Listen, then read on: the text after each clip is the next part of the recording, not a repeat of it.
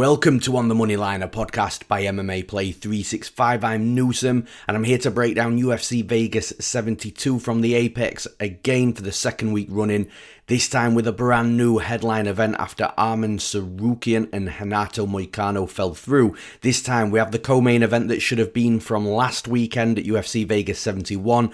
We've got Song Yadong versus Ricky Simón, which is a phenomenal main event, a great upgrade, and the extra 2 rounds absolutely do this fight justice as well. So really looking forward to the main event, even though I already broke it down last week before the fight got scrapped and put onto this card. So I'll get through it again. But just before we get into those breakdowns, as always, there's going to be a Base AI recap from last weekend's UFC Vegas 71 event. That's going to be on our YouTube channel under the Base AI specific playlist on our YouTube channel, which is youtube.com/MMA Play 365. So if you are interested in the algorithms, the UFC prediction software, the dogs that it keeps hitting as well, then make sure you check that recap out. But with that aside, let's get straight into the breakdowns. And we start with that brand new, shiny, amazing main event that we've got between Song Yadong and Ricky Simón. Like I already mentioned in the introduction, if you missed it, that this fight was last week's co-main event, but it got moved after Tsarukyan and Moicano fell through as a main event. The UFC was struggling, and honestly, I prefer this main event to the Tsarukyan-Moicano main event. Not that that wasn't a great fight, because it was, but I just think that sometimes things need to happen to do a fight more justice, and I think the extra 2 rounds in this fight absolutely does that.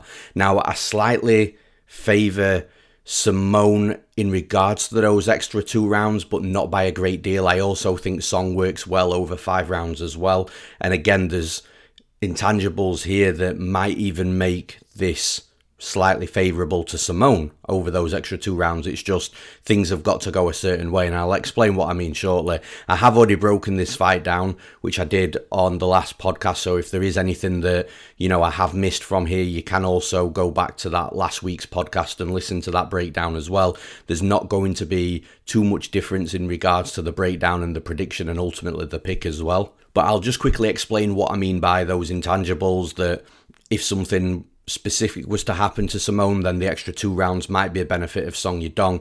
And there's a couple of things there. So the first one, if Ricky Simón does tire, because his pace is so relentless, it's so quick, it's so fast, he'll be in the face of his opponent at all times, coming forwards at all times, shooting plenty of takedowns. And if Simón does get tired later in the fight, maybe halfway through round 4 and into round 5, then that might be where Song Yadong's reserve some energy and can potentially look better in those later 2 rounds. However, I do think that is, I think you're stretching in regards to thinking that Simón's going to tire in that way. And you can never say never, of course, but Simón's gas tank and cardio is some of the best in the UFC. It's up there with the likes of Merab Dvalishvili, for example. So I don't think that even over those extra 2 rounds, Simón's going to tire. I think if anything, he would probably, the pace, pressure, and relentless wrestling would probably tire Song a little bit more, and therefore give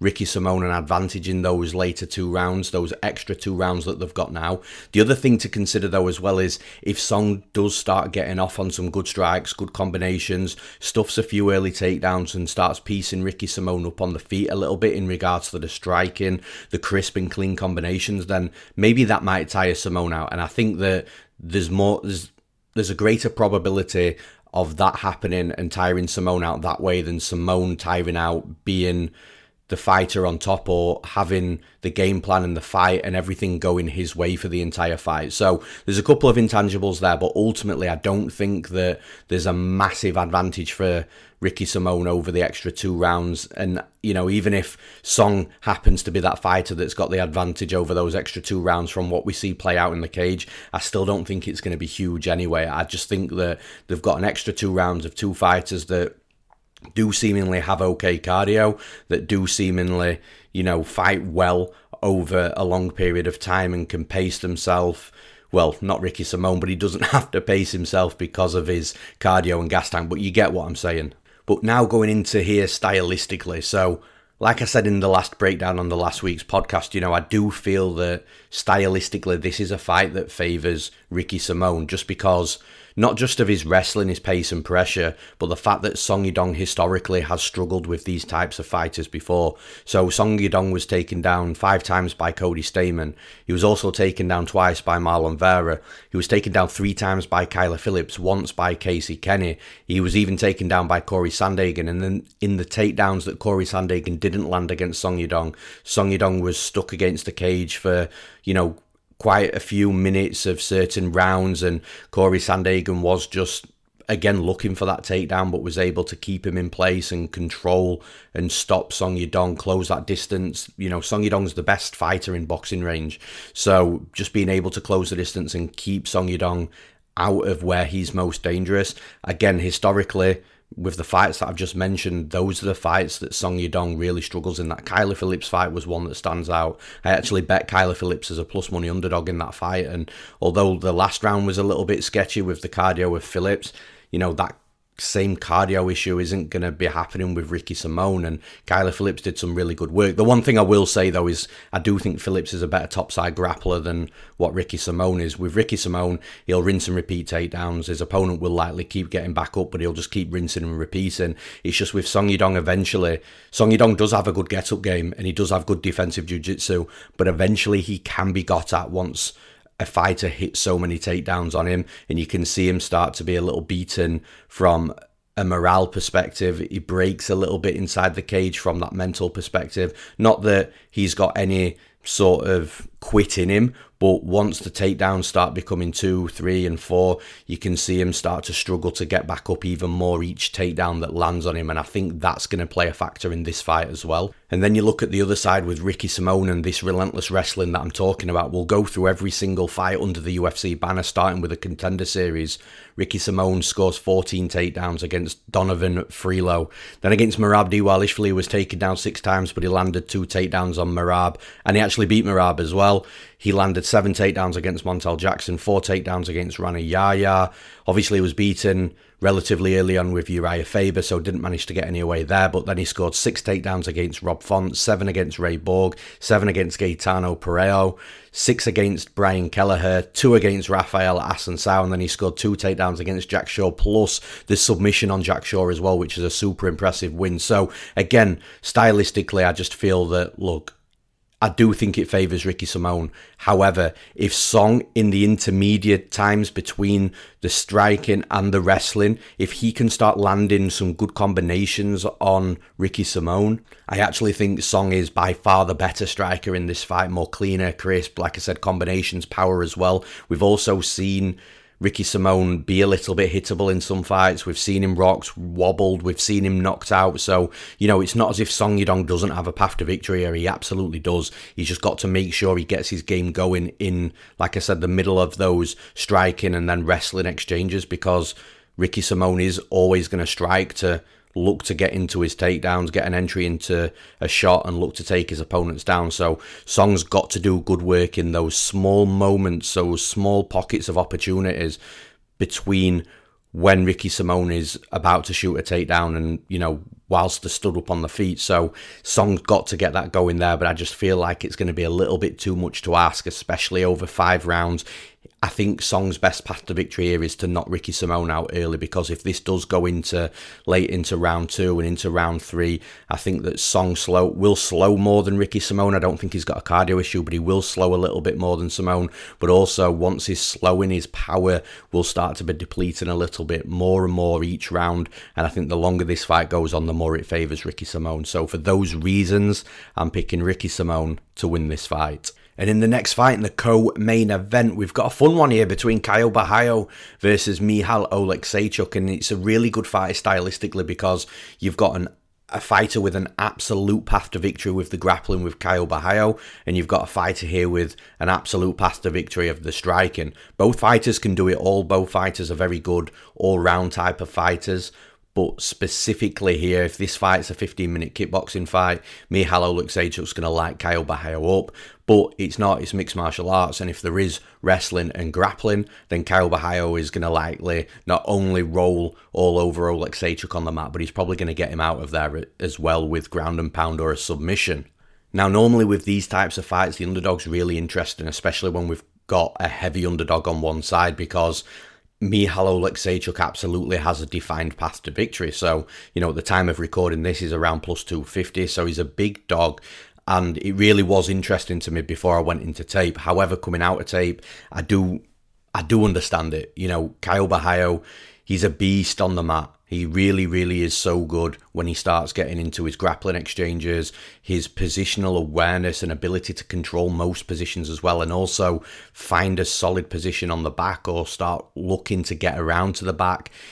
Like I said, positionally, he's one of the best in the division, in my opinion. So although Oleksiejczuk does have this real defined path to victory, he also has massive holes within his defensive wrestling and his defensive grappling. He can be taken down. Once he's taken down, his get-up game has shown to be okay. But the problem with that get-up game is it's dependent on showing his back to his opponent, and then he can start working back up to his feet. The issue here is if you show your back to Caio Borralho, he's going to take it.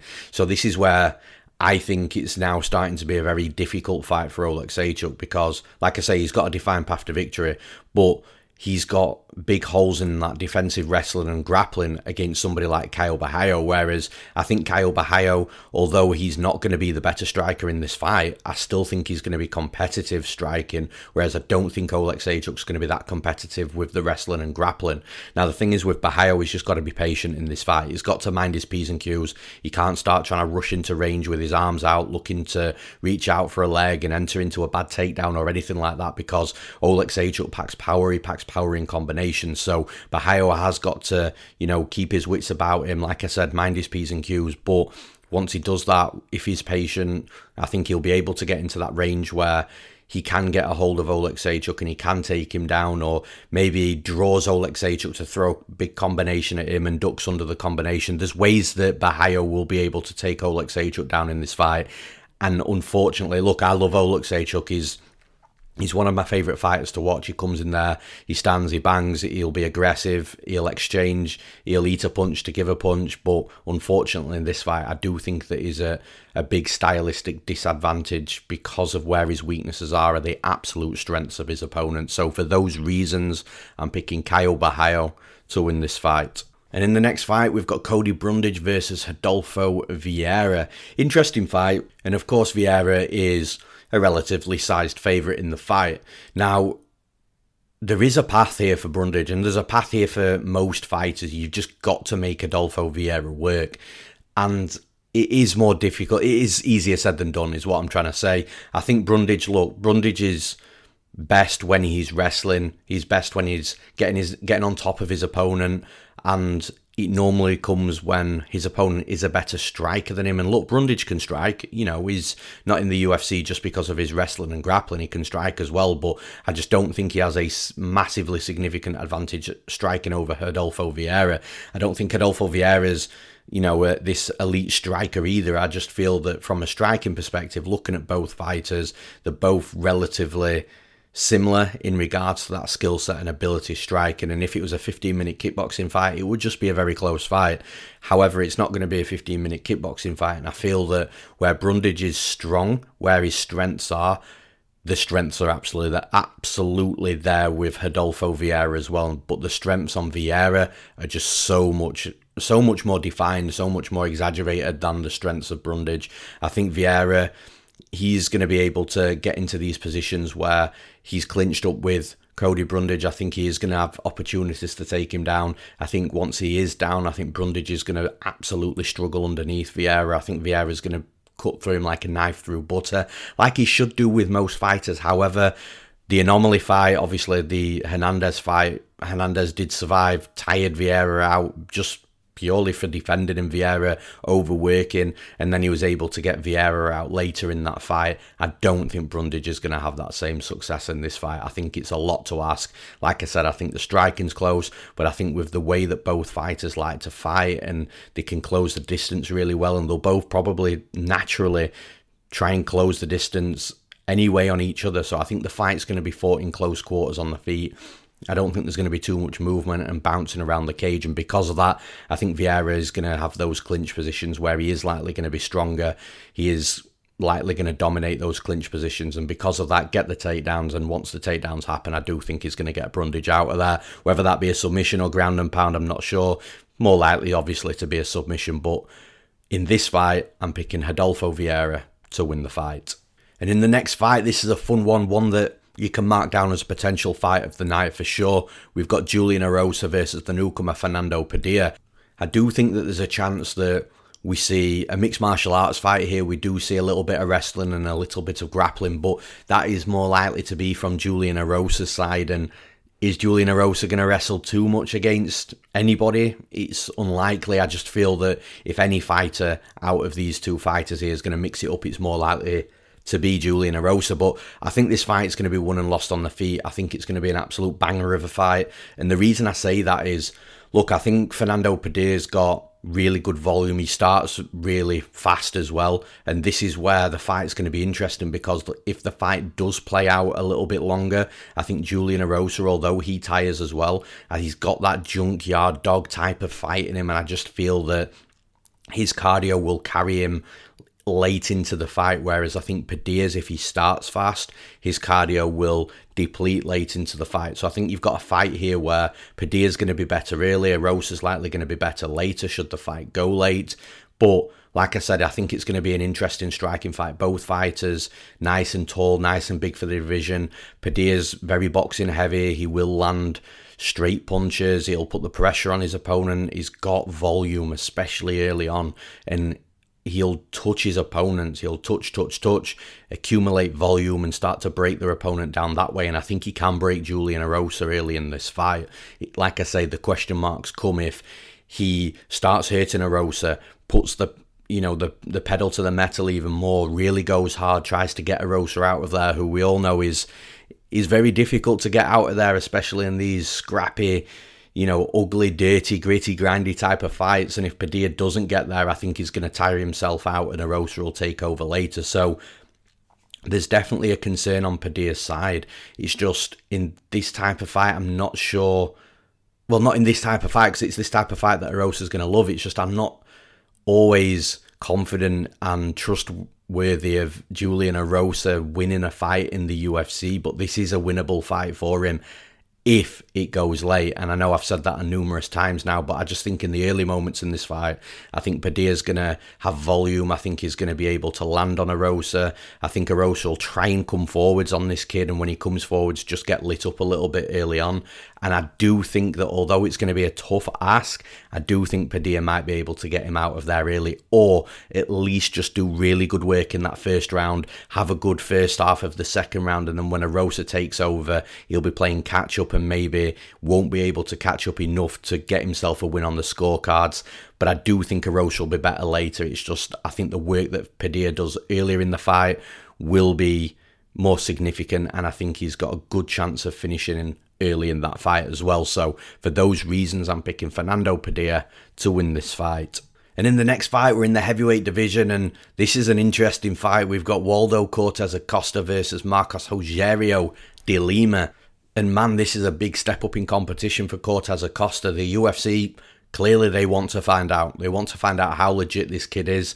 Obviously, he's beaten two opponents that aren't anywhere close to the level of de Lima, experience and skill-wise, but man, Cortes-Acosta's got some good traits. He's got good volume. He's got good accuracy. He's got good speed and movement around the cage as well. He doesn't look to be one of these, bloated up heavyweights. Like, he can move really well. The thing is, Rogerio de Lima, He also moves really well. Remember, he's an ex-light heavyweight, so these fighters are going to weigh roughly around the same. So that speed advantage Cortes-Acosta has over some of the bigger heavyweights, I don't think is going to be as defined against De Lima, although I do think Cortes-Acosta will be slightly faster. However, with saying that though, I do think that stylistically, this is a fight that De Lima's going to absolutely love, because De Lima's the type of fighter that doesn't like a fighter that's going to try and wrestle him and take him down, and Cortes-Acosta hasn't shown any side really of his game in that respect in regards to the wrestling and grappling. In fact, if you are looking at the wrestling and grappling, you'd give the edge to De Lima there as well. I think he's the more likely wrestler, or the more likely fighter to wrestle, and I think if he does want to wrestle, he can get Cortes-Acosta down as long as he's doing it at the right ranges. And we have seen him lay on top of his opponents for 3 rounds, landing soft ground and pound, doing just enough for a referee not to split them up and stand them back up to the feet. So from a wrestling grappling perspective, I think it's there for De Lima if he wants it. But on the feet, I think De Lima's got advantages here as well. You know, the huge power that comes out of this dude. He'll literally just stand in the pocket and exchange big winging punches, which at heavyweight's always a risk. But it seems that De Lima has some sort of durability and then the power advantage over almost everybody he fights against.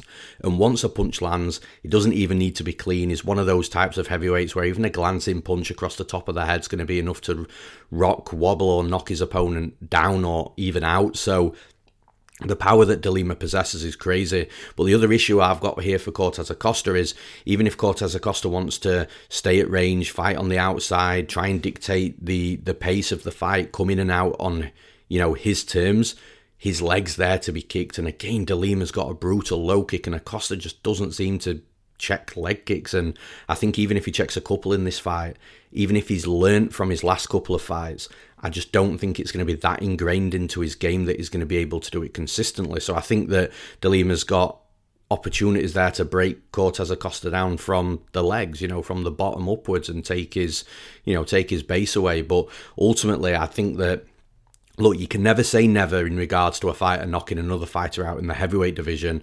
This level at the UFC, 4-ounce gloves, big boys. So Cortes-Acosta, he could land his own sweet shot on De Lima and knock him out, but I think Cortes-Acosta's best chance to win here is by, you know, landing volume, outpointing De Lima, tiring De Lima out late in the fight and coming on stronger late. But I think to do that, Cortes-Acosta, well, to hit Marcos Rogerio De Lima, he's got to get into range.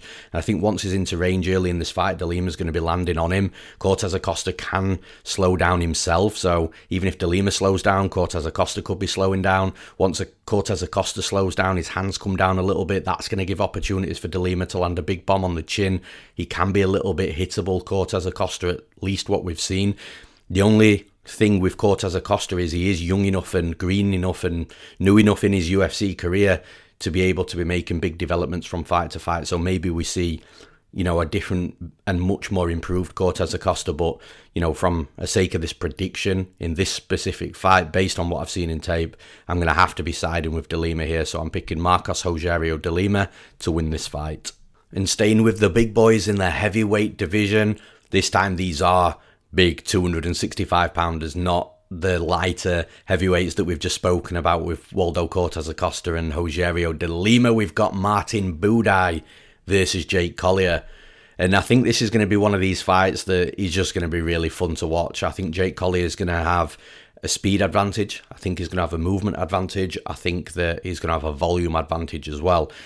So early in this fight, I think Buday has definitely got his work cut out for him. I think he's going to have a tough time early on, and I think that he's just going to have to keep up with Collier. If he lets Collier start running away with this fight, Collier will be able to start managing the range, managing the pace of the fight, and therefore managing his energy levels and his gas tank, and that'll make Collier just become a better fighter further down the line in regards to, well, I say further down the line, I just mean throughout the round. So, yeah, I think that one issue with Buday can be that volume. So he's got to make sure he keeps up with Collier early in this fight to make sure Collier doesn't start protecting the energy levels in the gas tank to become, you know, fluent throughout the entire fight. And I think that Buday is going to be able to do that with power. So I think Buday, like I said, he's going to have the power advantage. Although Collier's got some of the physical traits, some of the physical advantages. I think Buday, his power within his hands and everything that he throws, is going to be able to shut Jake down a little bit. I think when Jake's starting to get his volume going and speed and movement, for Jake Collier to land on Buday, he's got to come into Buday's range. There's no other way to do it. And I think when he comes into Buday's range, even if Collier starts landing 2 or 3 punch combinations, I think Buday will land a hard shot just to get the respect of Jake Collier and just make sure, Collier is very hesitant in regards to coming into range and thinks about what he's doing and can't just slide in and out to range as and when he pleases. And if he does, then Collier's going to know he's get hits with a harder shot. And I think if Buday can get that respect early on, I think the longer this fight goes, I think Collier can slow down a little bit. I think in those moments where Collier's slowed down, I think Buday can potentially start changing his approach a little bit, get into the clinch positions, push Jake Collier against the cage, dirty box, land short elbows, and just ultimately start controlling the fight in the clinch with Collier's back against the cage, and again just hitting him with shots just enough for the referee not to separate them back out into space. And I actually think that the longer the fight goes on, the more Buday might come into this fight. I do think Buday's a good fighter.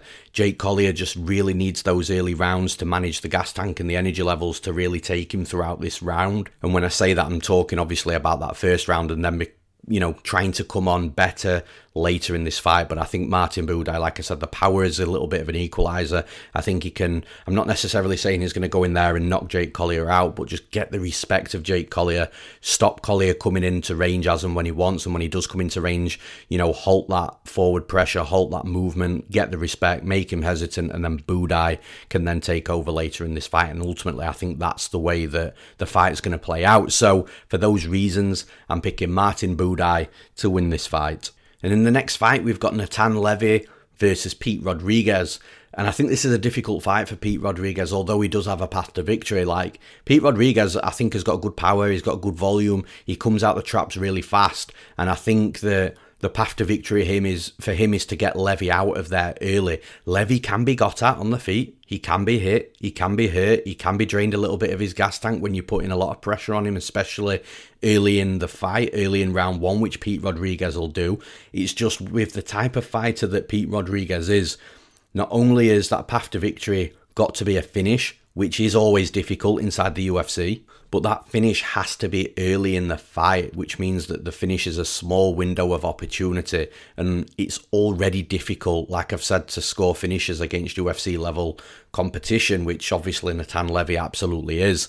And Natan Levy has got big advantages in the wrestling and grappling, so if Pete Rodriguez does overexert himself, which he might need to do to force that finish early in the fight, then Natan Levy could potentially just duck under, level change and take Rodriguez down. I think from that first takedown, I think it's going to suck everything out of Rodriguez. Natan Levy will have some good top control time, and if he doesn't get that finish after the first takedown, the takedowns will just keep coming, and the more they come, the more Rodriguez is going to struggle to A, defend them, and B, stand back up to his feet as well. And let's not forget, look, Natan Levy's not, a scrub on the feet. He's got a karate background, I believe. He's got good striking himself. He's got decent power. It's just, if you ask me, where can Natan Levy be got at from a defensive perspective, it's within the striking. We've seen it before when fighters really put it on Levy, he can be got at, but that doesn't make him a bad striker. He's still got a good offensive game, and like I said, he's more well-rounded if he level changes into a takedown or even just clinches up against Pete Rodriguez and just drains that energy out of him early in that first round. It's really tough to pick a fighter that's path to victory is a finish, but not only a finish, an early finish with the small window of opportunity against a UFC level opponent who is an opponent who's more skilled than that fighter as well. It's difficult to side with that fighter, so for those reasons, I'm picking Natan Levy to win this fight.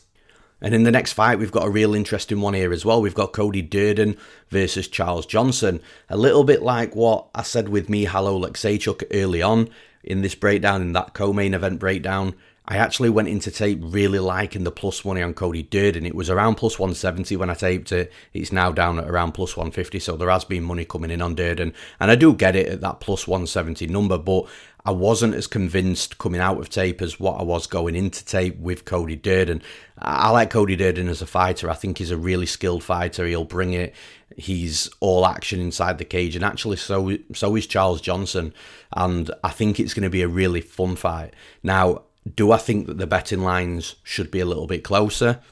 Absolutely. I don't think that Durden should have been out at plus 170. Plus 150 is heading in the right direction. But I do think that Cody Durden is a rightful underdog in this fight. And again, I think stylistically, Durden could run into some problems with Charles Johnson, some real problems that's evident to me on tape at least. So although it appears that Cody Durden does seemingly fight best within the wrestling and grappling, like he is a good wrestler, he is a good grappler, that's normally where his path to victory lies in his fights. And I think naturally he'll always go into fights with that being his specific game plan. Whether he does in this fight, I'm not sure, because Charles Johnson does have good takedown defense, and not only has he got a good defensive wrestling game, he also has a good defensive grappling game. So he's got a good get-up game. He can get back up to his feet once he's taken down.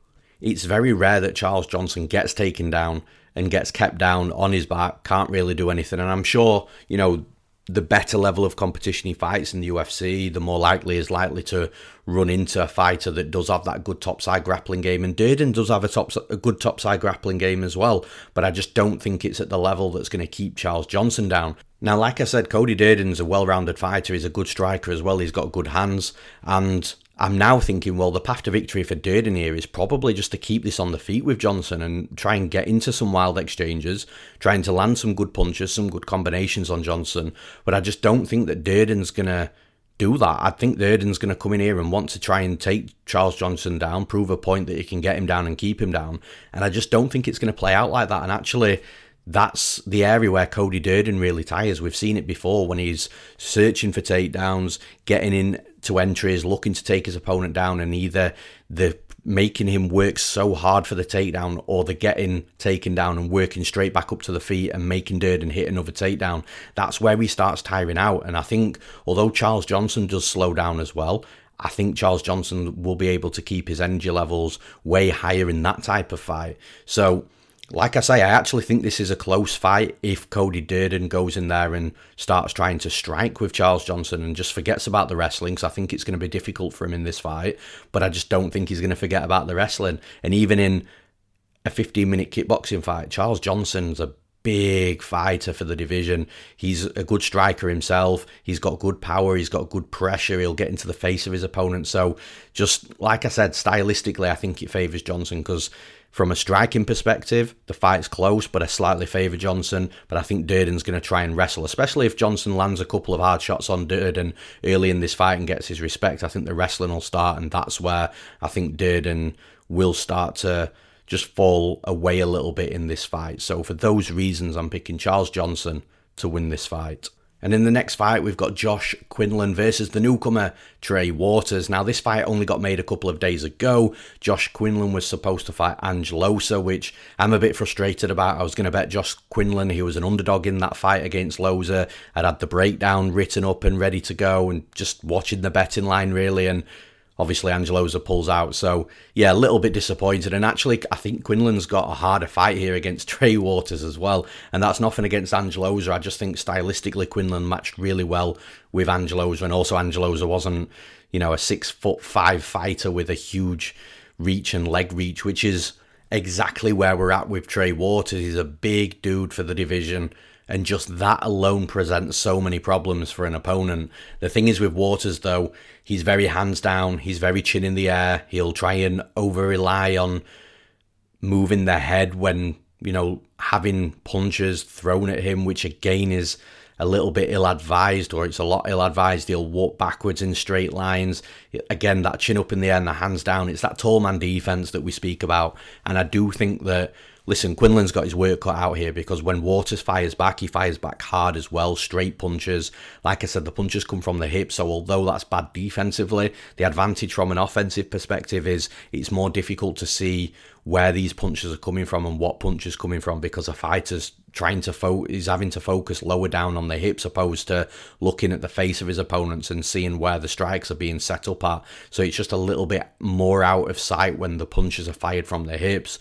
And we've seen Waters, look at the knockout last time out. It was a short straight punch in an exchange, and he absolutely floored his opponent. So look, Waters has got some advantages with the way he fights, especially with his size and his height, but there's a lot of disadvantages that come with that. Now, in regards to Quinlan, I actually think Quinlan has got multiple paths to victory here. It's just one of them I don't think he'll use. And one of the paths to victory is with the grappling. But the reason I don't think that'll play out is because he doesn't seem to like going to his wrestling. He'll prefer to stand and strike. And when his opponents engage in the wrestling, then he can hit sweeps and reversals. He's a black belt in jiu-jitsu. He's got a really good ground game, an underrated ground game. So that's one path to victory that I don't think we'll see, but a path to victory nonetheless. Then we're looking on the feet.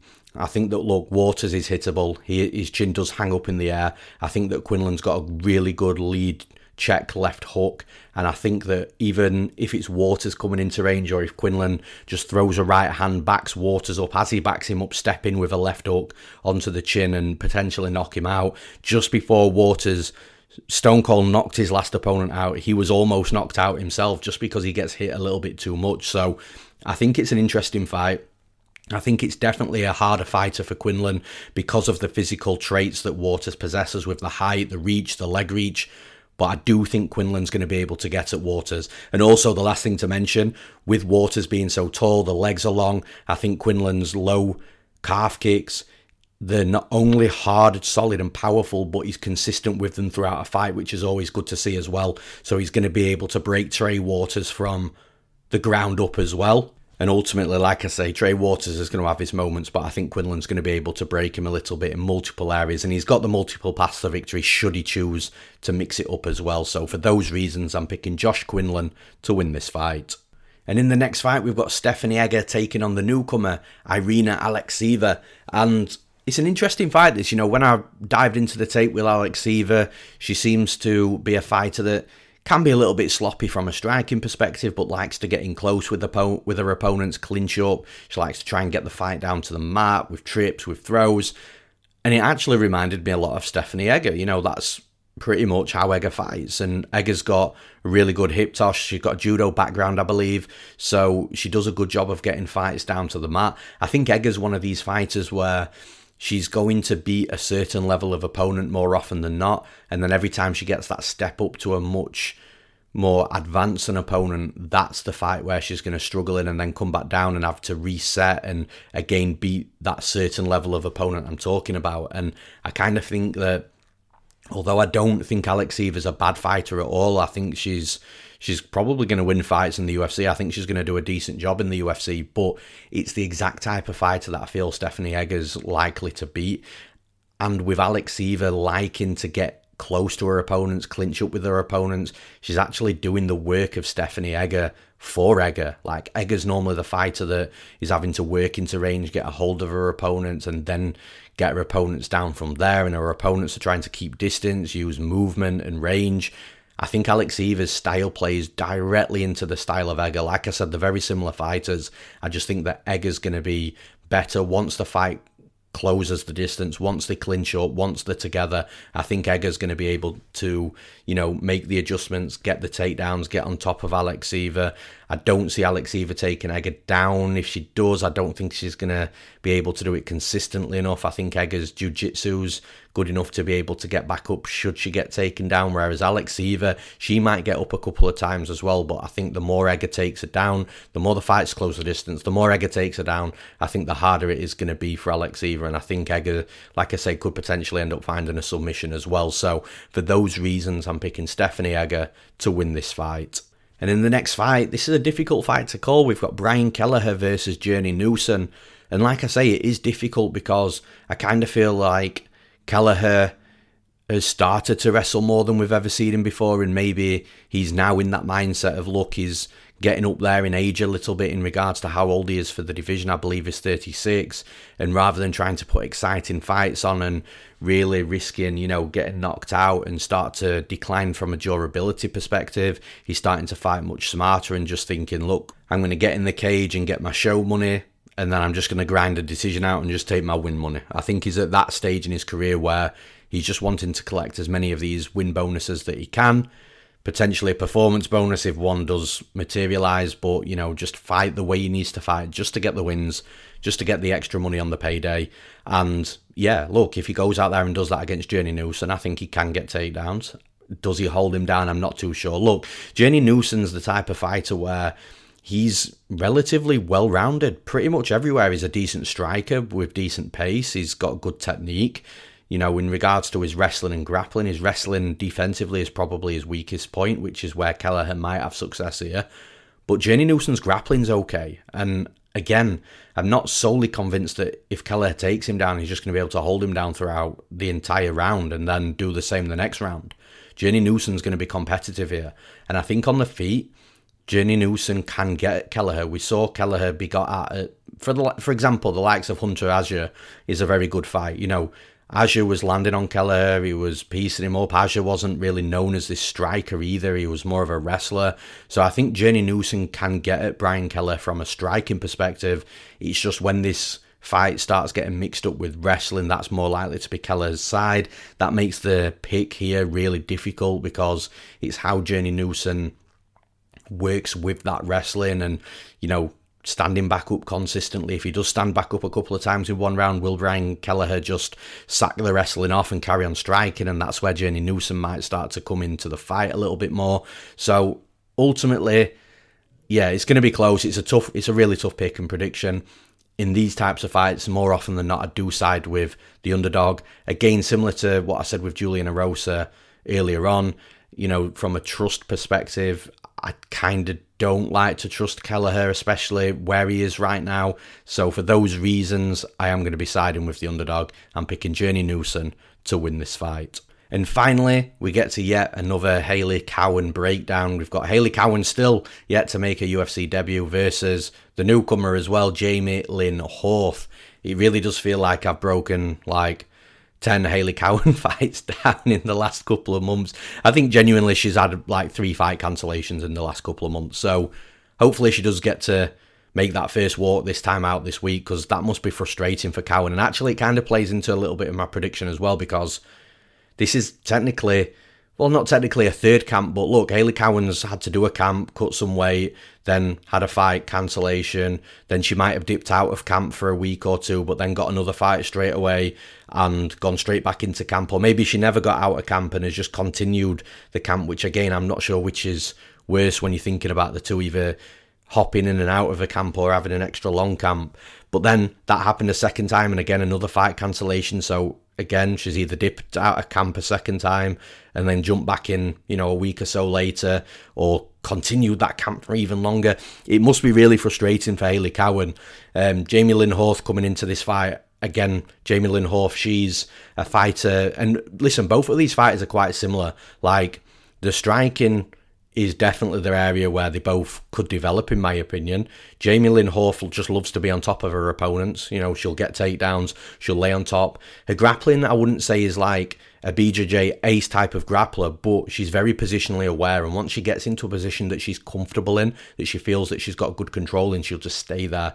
And if she needs to get another takedown later in the fight, she'll get a takedown, she'll get into that same position again where she's comfortable. She's very, from a grappling IQ perspective, she's very there. The thing is with Hailey Cowan is a former gymnast. She's very strong. She's got good balance, and that's said in commentary as well when you watch tape. And for Jamey-Lyn Horth to get takedowns on Cowan, I think she's going to have to work really hard, which is the reason, in my opinion, why this fight is pretty much a pick'em, because you've got Jamey-Lyn Horth, who's got, in my opinion, an advantage. Once she gets on top with Cowan underneath her, I think that Lynn Horth is going to look the much better fighter. I think Cowan might get a little bit stuck under Horth, with Horth able to start racking up some top control time. But the thing is, you've got to take Hailey Cowan down. I kind of feel like Hailey Cowan might be the slightly better striker as well, and she's going to have potentially a strength advantage. And like I said, she's got good balance, and she is difficult to get down. But I do think that Horth is going to get her down in this fight. I don't think it's going to be a 15-minute kickboxing fight. Listen, Hailey Cowan might even shoot a takedown herself, I'm not sure. But I think the takedowns are more likely to come from Horth. I think Cowan's probably going to be the slightly better striker, and I think she's going to make Horth work for the takedowns. But like I said, I do think Horth's going to be able to get her down in at least a couple of rounds in this fight. And when she does get her down, I think she's going to do good work. So for those reasons, I'm picking Jamey-Lyn Horth to win this fight. And that's it for this episode of the podcast. I'm really looking forward to this fight night, actually. I think it's a low-key, good fight night. It's going to have a ton of good fights on it. I really love that main event. That's why I spent so long on the breakdown with it as well. So yeah, really looking forward to this Saturday. If you're betting, then I hope you smash the bookies. If you are listening and tuning in on YouTube, you want to leave a comment, tell me who you're betting, tell me who your predictions are. If we differ, tell me, and tell me why you disagree with my picks. I do always try and make time to get back to the comments, so once I do get back to the comments, it is me that's commenting. So I hope to have a chat with some of you guys. Again, if you're tuning in and you've not subscribed and you've not liked the video on YouTube, please subscribe and please like. It really does mean a lot. You know, if I've ever helped you win a bet, cash, money, and, you know, all that sort of stuff, if I help you and if you like the predictions, then please just, the only thing I ask in return is you just subscribe to the channel. So I really appreciate it. Until next week, I'm Newson. Thanks for listening.